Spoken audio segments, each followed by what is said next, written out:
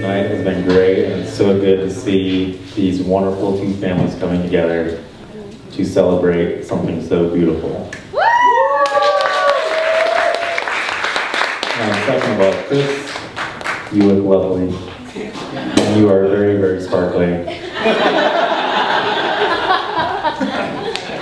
So, well, I've had a long time to think about what to say here to Colin, my very good friend. And it's an honor to be here, Colin, and I think you should be honored that I'm here too.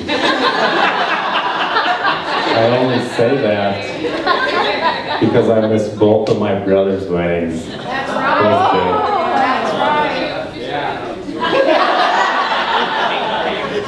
But here's the funny part, is Colin was the only one that actually moved the wedding so I could attend it. That just shows our friendship and my friendship with my brothers.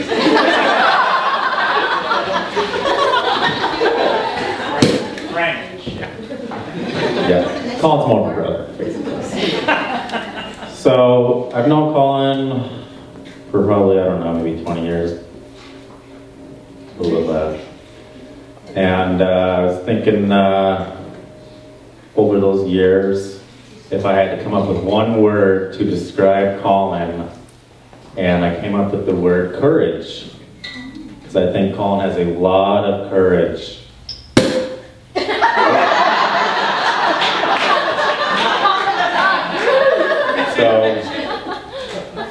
So I was going to tell you a couple stories to describe his courage. The first story was when we were really young. I think we were probably 10, 11. And you know, we used to hang out a lot. We lived just down the street from each other for a while there. And sometimes I'd go to his house and we would do what he would want to do, you know, in his domain, which was like film horror stories, you know, like dress up as werewolves at night and scare people. It was really, it was good. It was a great time. And then sometimes he would come to my house and we would do stuff in my domain. So I remember this one time I set up this zip line in my backyard from the tallest tree to the ground. And I remember it was made up of manila rope, which is like probably not OSHA approved at all. And the pulley, it was like on a pulley. It was like totally janky. And so Colin got up in the tree and I was like, Colin, just jump, man. I do this all the time. I set up zip lines all the time.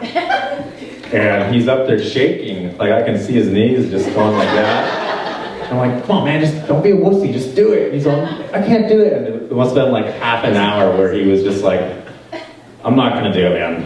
And he climbed down and he let the pulley go, and I caught it halfway in the zip line. And I was like, dude, it's totally solid. And I jumped up and I caught it, the handlebar, and with all my weight, the zip line snapped in half. So if he had jumped, it probably would have been very painful. And I know you're thinking, well, what does this have to do with courage? But, because he didn't even try, right? But there are many forms of courage. And I think Colin telling me, his best friend, that under all the peer pressure to jump and he decided not to, I think that's a form of courage. And I'm going to hit the opposite spectrum here with the second story. And that is probably like 10 years later during my bachelor party, which was very successful. So, You live. so I'm not going to tell the whole thing. I'm going to tell a part of it, okay? Oh, thank you. Have you heard this story? So we were going to climb this 14,000 foot peak up in the Sierra Nevadas. And we were at a base camp, and the following day we were just going to go up and down, which was only like maybe a mile, but it was about 1,000 feet of climbing. So we were at the base of this peak, and my brother and I, John was there also. we were kind of looking up at it, and we were like, oh, you know, maybe we just don't need to do it now because we're kind of scared, and we didn't have any rope or anything. It was supposed to be just kind of like scrambling, but it was a little bit more than that. And I was actually really scared. It was probably one of my most scariest times in my life. And it was very exposed, and we had to cross this glacier just to get to the spot. And John and I were sitting down, looking over the valley, and just saying, maybe we should just not do this right now. And I think we actually agreed. And then we turned around, and Colin was already climbing up the peak. And we were like, oh shit, dude. Well, Colin's doing it, we have to do it. And we did. And I think that is the complete opposite of what I first told of courage, is he was there in my domain, showing me up, pushing me to be courageous, and which was just awesome. And I wouldn't have done that if it wasn't for Colin. Neither would John. So, I just want to say, Chris, I'm sure you already know this, but the man that you're going to be marrying you are married, sorry. He's a very courageous person, and you can trust him in any situation. Yeah. Whether, you know, you're going to go down the zip line of doom, trust him if he says no, or if you're going to go climb a peak in your marriage, just believe in him, and I hope the best for both of you, and I love you both. Cheers.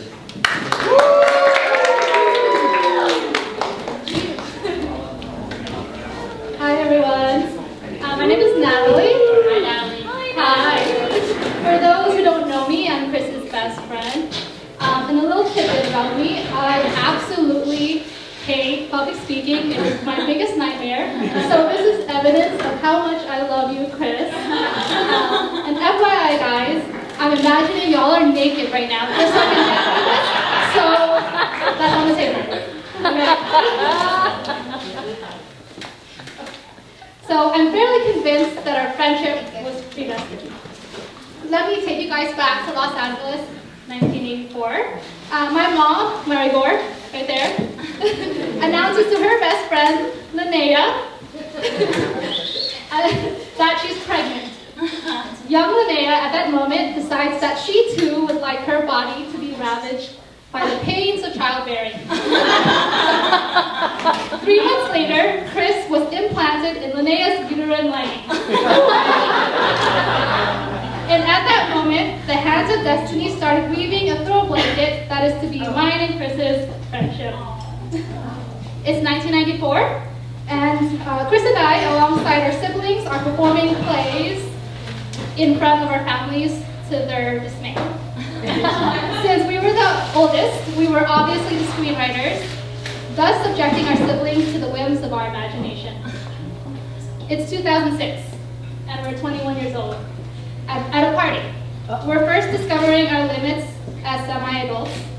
I had just learned about Asian Glow, while Chris is trying to balance the joys and pains of the drunken stupor. I end up wrist deep in Chris's puke, trying to unclog the bathroom sink.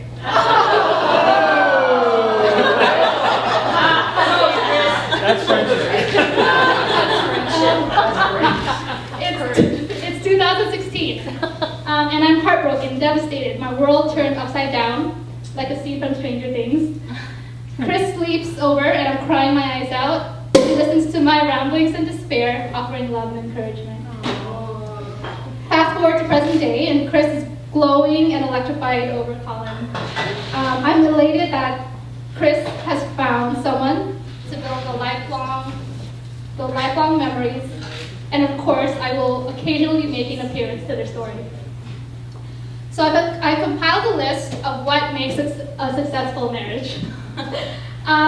I'm unmarried, so I know I'm not the greatest authority, but I have done extensive research in the online dating field. I have a fresh perspective. Number 4, continuously partaking and supporting each other's goals and interests. As children, we subjected our parents to our ridiculous plays, And through it all, our parents plastered a big smile and lauded our efforts with applause of adoration. So guys, allow for each other's needs, accept differences, accept each other's likes and dislikes, and make room for those differences. And remember to plaster that fake smile. Number 3, be willing to venture into the unknown, especially amongst conflict. As foolhardy 21-year-olds, we ventured into the novelty of being in college, i.e. the party life. Question assumptions, talk about the facts and how you feel about them. Be open to changing your mind and avoid focusing on the past, and instead orient toward better behavior in the future. Focus on reconnecting and rebuilding emotional bonds strained by conflict. Dab with courage and your brain will reward you for it through the new perceptions this process opens up. Number 2, use teleculture. I chose to open to Chris about my devastation. Similarly, be open and honest about feelings and thoughts, lowering private barriers and being vulnerable and authentic. Number 1, and probably the most important of them all, being able to fart in front of that person without guard.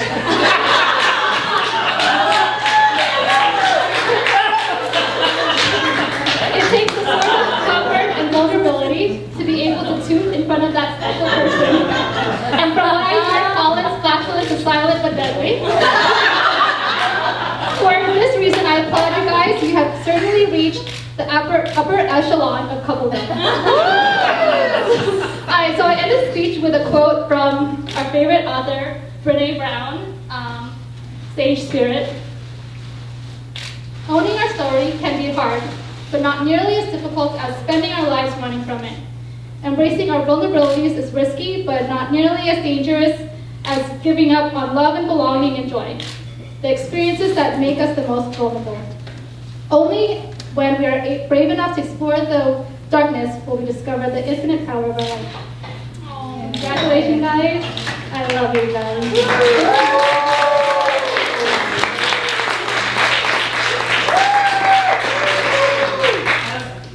For those of you who don't know me, I'm Chris's more beautiful sister, Jeanette. So I just want to take this opportunity to tell Chris how special she is to me. Chris, cherish these words because you'll probably never hear them again unless it's written in a card. So, having a sister is one of the greatest gifts and experiences in my life. Chris has been both an amazing sister and an even better friend. Despite being a big pain in my butt when we were growing up, Miss Bossy over here, she has always been there for me through thick and thin. And I couldn't ask for a better sister. Okay. She truly deserves nothing but the best, which is why I'm so incredibly happy that she found such a wonderful partner to share her life with. Okay. Just in the beginning. You're doing good. Okay. I remember when Chris first told me about Colin. We were sitting in the Brass Lamp Coffee House in Long Beach. She was so giddy and beaming with excitement when she was describing him to me. And I remember her telling me how smart and funny and how he had such a kind and caring heart. She also described the deep connection with only one word that could come closest, which was soulmate. And then she also said something that really stood out, which she told me, he makes me want to be a better person. I believe love is a partnership of two unique people who bring out the very best in each other, and who know that even though they are wonderful as individuals, they are even better together. As I've gotten to know Colin, I can see why Chris was so crazy about him. He has lived up to that same magnificent portrait of a man that Chris painted for me that day in the coffee house. I feel very lucky to be gaining such a wonderful addition to our family. And I see the positivity, the strength, and the joy you infuse in Chris by just simply being yourself, Colin. There's another quote from Chris's favorite author, Brené Brown. Last Brené Brown quote. The best marriages are the ones where we can go out into the world and really put ourselves out there. A lot of times we'll fail, and sometimes we'll pull it off. But good marriages are the ones where we can go home and know that our vulnerability will be honored as courage and that you'll find support. Chris, I'm so happy and proud that you took this large leap of faith for love. Colin, thank you for catching her and never letting go. If everyone could please join me in raising a glass to Chris and Colin. May your love be modern enough to survive the times and be old-fashioned enough to survive forever. Congratulations, I love you both.